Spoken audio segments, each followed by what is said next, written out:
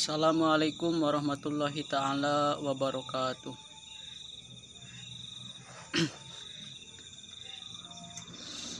Alhamdulillahi rabbil alamin, wassalatu wassalamu ala asyrafil anbiya'i wal mursalin wa ala alihi wa sahbihi ajmain. Amma ba'du.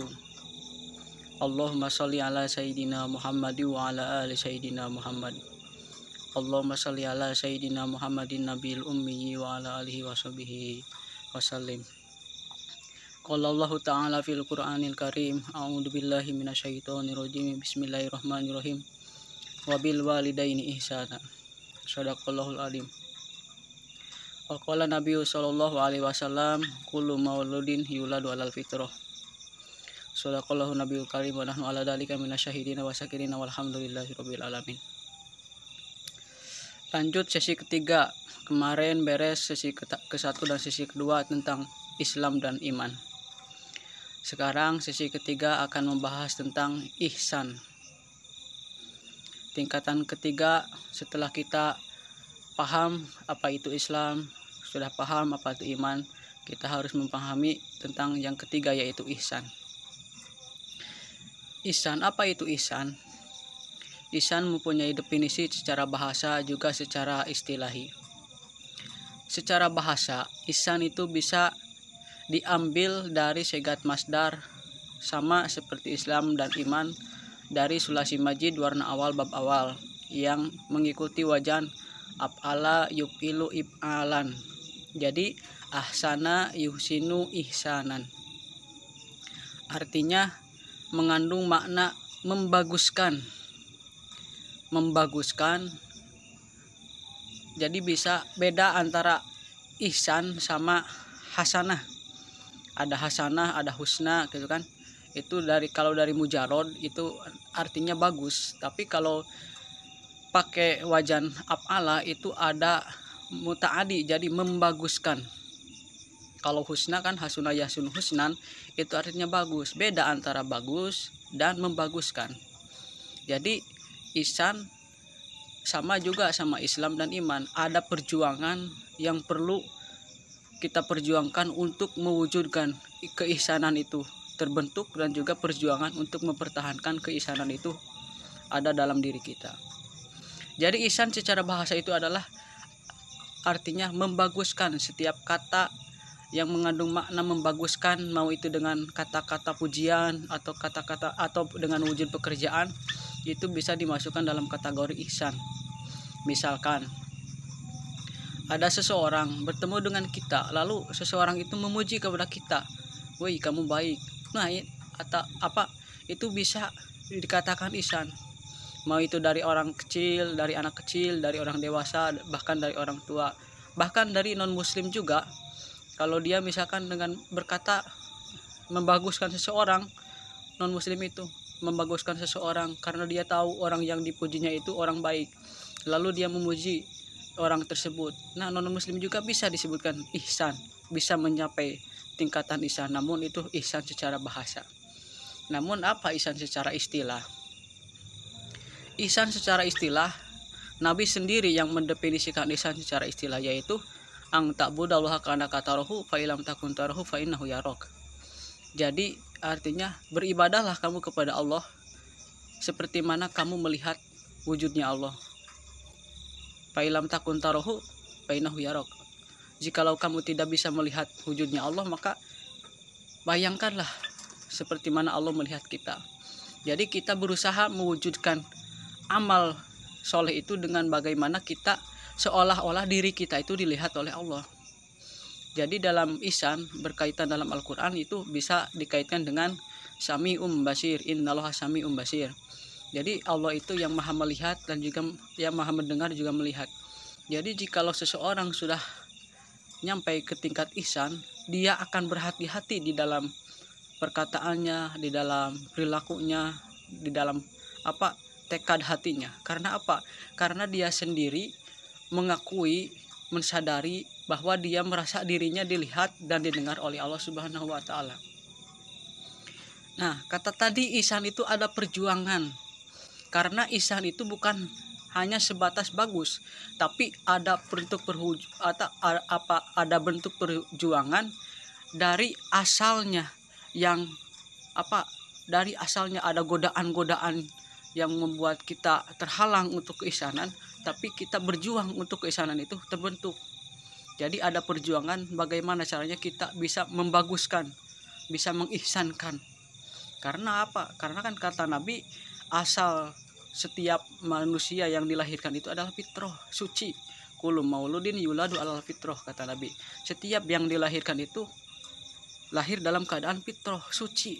Namun setelah lahir, karena banyaknya kotoran-kotoran di alam dunia ini, banyak godaan-godaan dari luar bahkan dalam diri kita, sehingga timbul di dalam diri kita ria, ujub, sombong, takabur, atau perbuatan-perbuatan lainnya, hasud gitu kan, sehingga diri kita itu akan ditempeli dengan kotoran-kotoran dunia.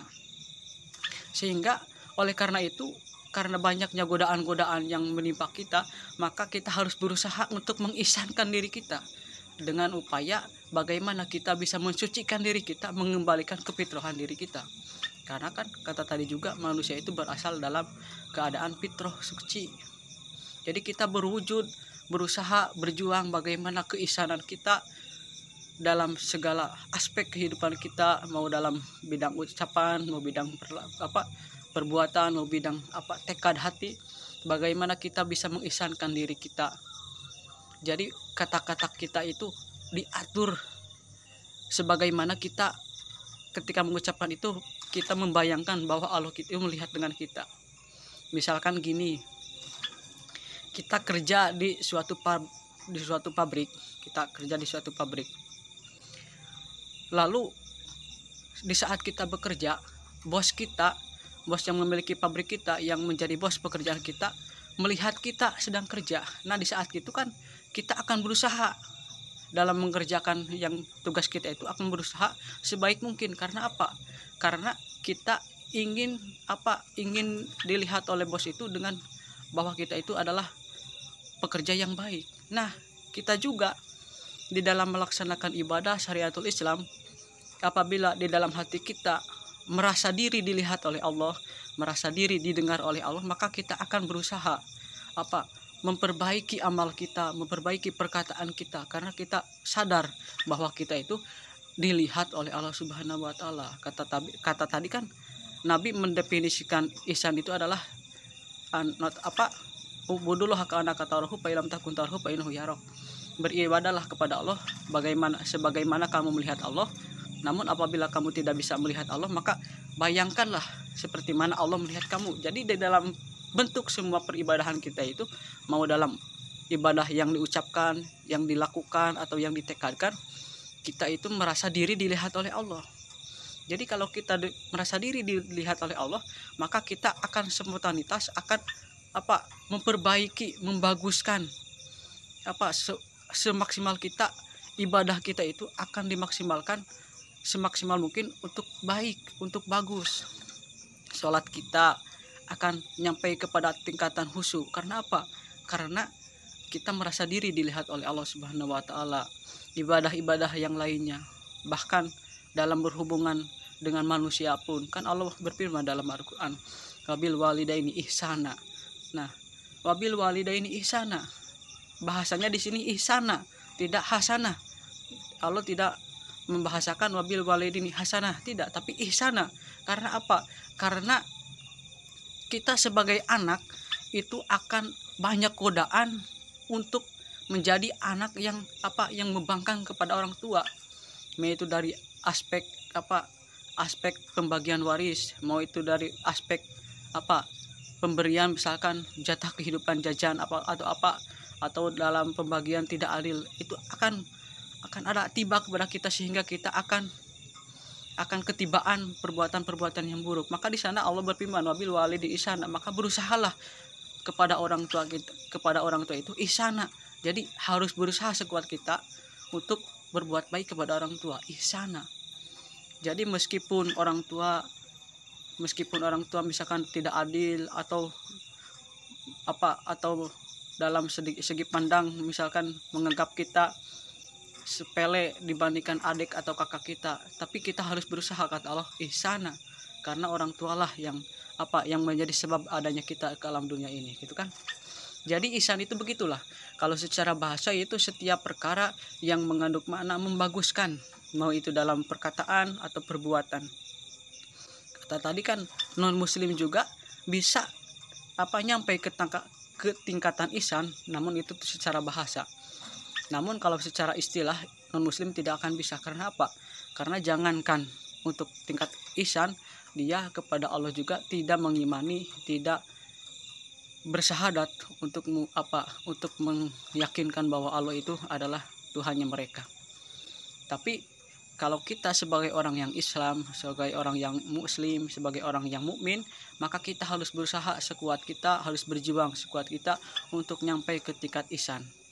Karena apa? Karena supaya keislaman kita dan keimanan kita itu sempurna. Kalau Islam itu bentuknya amal soleh, kalau iman itu bentuknya keyakinan. Kemarin antara amal soleh dan iman itu tidak akan dipisahkan. Jadi antara amal soleh dan iman itu adalah berbeda namun saling membutuhkan. Kalau seseorang iman berarti dia akan amal soleh. Kalau seseorang amal soleh pasti dia orang beriman. Karena apa? Karena kemarin iman itu sifatnya yazid wa yanqus, kadang-kadang tambah, kadang-kadang berkurang. Kalau iman itu bertambah berarti amal solehnya juga akan bertambah. Kalau iman itu berkurang maka amal solehnya juga akan berkurang. Nah, untuk kita mewujudkan keimanan kita akan supaya terus bertambah, maka kita harus meningkatkan keihsanan kita dengan dengan mewujudkan kita di dalam tekad kita bahwa setiap aspek kehidupan kita itu dilihat oleh Allah Subhanahu wa taala. Jadi di dalam mau itu di dalam perbuatan amaliyah yang diucapkan atau amaliyah yang dilakukan atau amaliyah yang ditekadkan oleh hati, jadi kita itu merasa diri dilihat oleh Allah Subhanahu wa taala. Jadi kalau kita merasa dilihat oleh Allah, maka kita akan spontanitas memperbaiki amal kita sekuat kita. Nah, gitulah. Itulah tentang sepintas tentang mengenai ihsan. Besok lanjut tentang rukun-rukun atau pondasi-pondasi ketakwaan. Karena apa? Karena takwa itu adalah tujuan terakhir seorang muslim dan seorang mukmin itu adalah ketakwaan. Karena al-jannatu uiddat lil muttaqin. Surga itu hanya ditentukan kepada orang-orang yang takwa. Nah, lalu bagaimana kita akan mencapai tingkat ketakwaan? Besok akan dibahas. Seperti apa kita akan membahas ketakwaan. Namun untuk keislaman kemarin udah dibahas, untuk keimanan udah dibahas, untuk ihsan udah dibahas. Tadi mudah-mudahan ada manfaatnya khususnya bagi saya, umumnya bagi semuanya yang mendengar, yang melihat video ini. Wallahu muwaffiq ila aqwamit thoriq. Wassalamualaikum warahmatullahi wabarakatuh.